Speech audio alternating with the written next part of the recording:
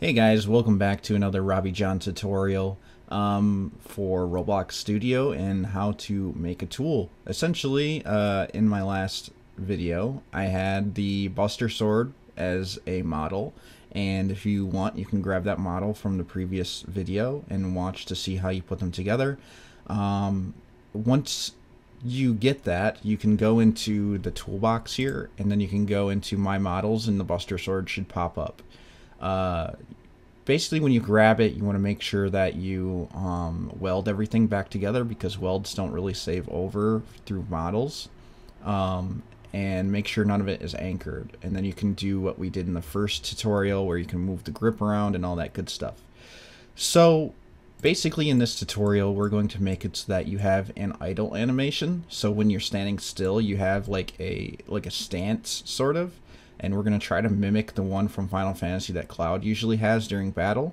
And then we're going to have another animation that's like an idle animation for when he's walking around. I had a hard time trying to find a video for this, so we're just going to make one and you know, get y'all set up for it.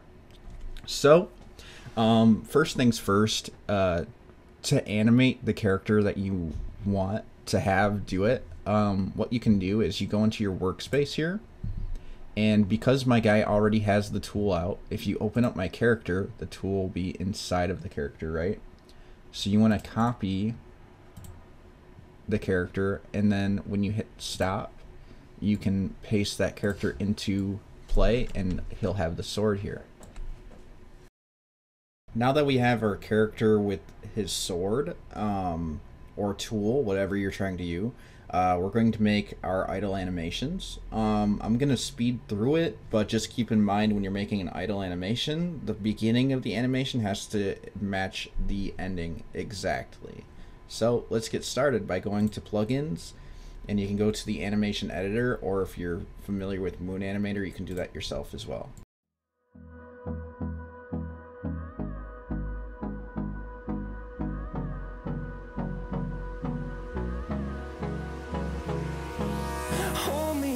Till I get up, time is barely on our side.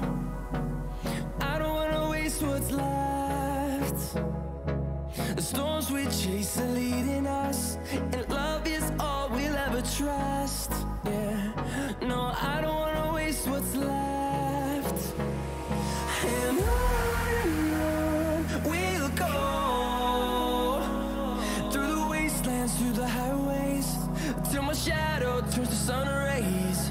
And on we'll go, through the wastelands, through the highways, and on we'll go.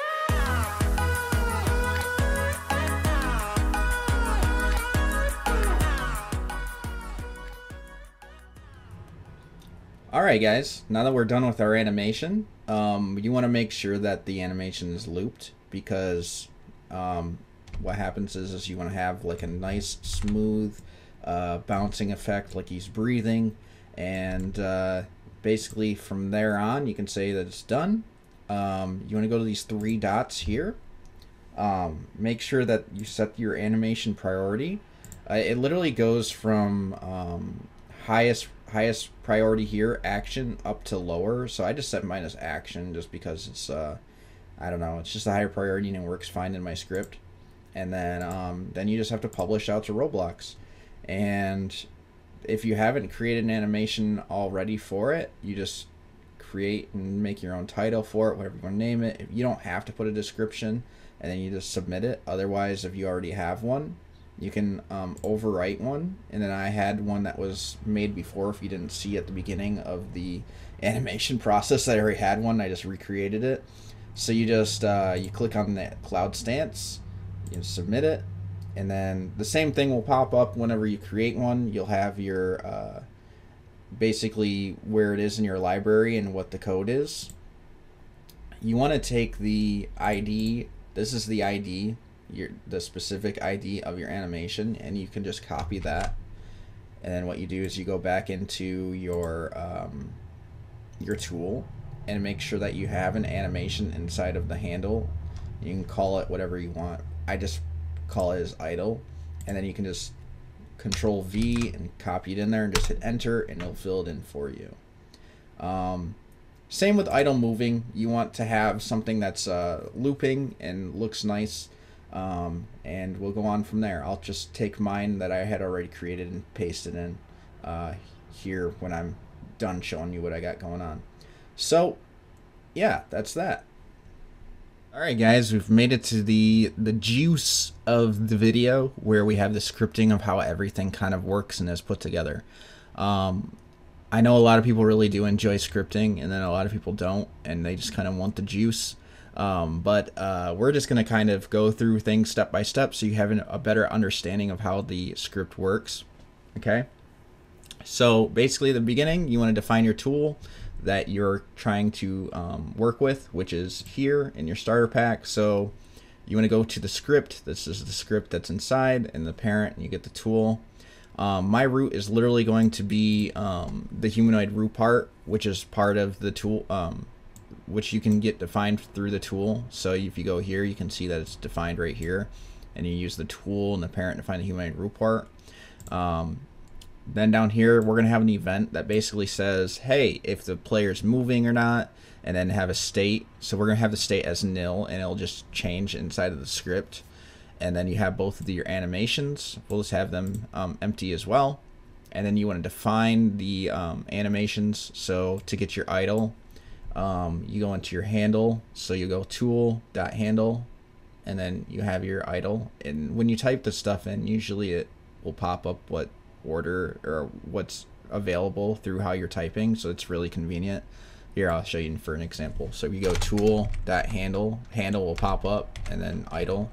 And then idle should be in there. Then I have the walk as well. So this is the part where there are functions and events that kind of happen when your player is equipping a weapon or the tool. So you want to get the tool, and every tool kind of has like its own like equipped function. So it has to be inside of a tool like this, right? So you connect it in the function, and you want to get the root of the humanoid root part, right? And then you also want to determine whether the person that's holding it is a humanoid. So like if they're alive and whichever whatnot. So if there's a humanoid, then we want to load in that idle animation that you have, right? So we're going to call it idle animation 1 because that's where you're just standing still. And then we'll have it play right away because when you equip it, you want to have some sort of animation that's playing right away, right? And then this is where things got a little more tricky for me trying to understand how to make like an idle and an idle movement kind of thing. So I made an event, and we're going to use it through the humanoid. We're going to get the humanoid, and then there's actually like an event called get property change signal, which is move direction. And we just put in a function so we can determine if the player's moving or not, pretty much, by its magnitude. So we do local magnitude is humanoid, which is move direction. And then we're going to use the magnitude, which is basically a definition of the direction, or it's a property of move direction, sorry. And then if the magnitude is less than 0.1, so if you are like barely moving or you're still, you're just gonna be idle, and we'll just have that regular idle animation play. And then if there is like if you were moving before, we're gonna stop that one, stop the second one. And else, so if you are moving and it's greater than the magnitude of there, we're gonna call the state other, and then we're gonna load in the walk animation, and we're gonna play it here. And then if the first animation that was playing, we can stop it. And then if there's an else statement, it just means there was no humanoid. And then basically what we do here for the unequipped part is we say, all right, we're going to disconnect the event that determines whether or not you're moving. And then we're going to stop both of the animations. Pretty simple, straightforward. We'll get into activated tool.activated in the next videos because this does take a long time. But basically we'll test it out, make sure it works. Should work perfectly fine. So when you go to equip your tool, boom, you're in your idle stance, and then if you go to move around, you should have your second animation loaded in, whatever you decide to make. But I thought it was pretty cool to have it up on his shoulder and he's like carrying it around. But then when you stop, boom, back to a normal idle animation. Cool. If you guys enjoyed the video, please like and subscribe, man. I really do appreciate it. I think like 97% of people who watch my videos aren't subscribed. So please, come on, guys, hit that subscribe button. I really do appreciate it. Yeah, we'll check out some more videos and you know, help you all out. So later, guys. Appreciate you. Bye-bye.